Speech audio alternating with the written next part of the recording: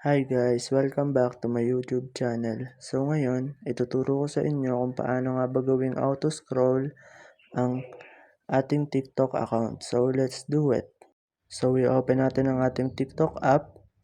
So ayan guys. So ganito ang manual na pag-scroll. So ayan. So dito guys, pindutin nyo lang yung share dito sa may right side. So ayan guys. Dito makikita nyo yung auto-scroll. So, ayan, pindutin nyo lang yon, and then dito makikita nyo yung sa taas na next post will be automatically. So, kapag napindot nyo na yon, so mag-automatic na mag-scroll na siya.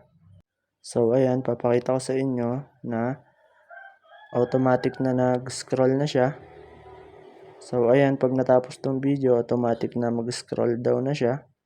So, ayan, nag-scroll down siya.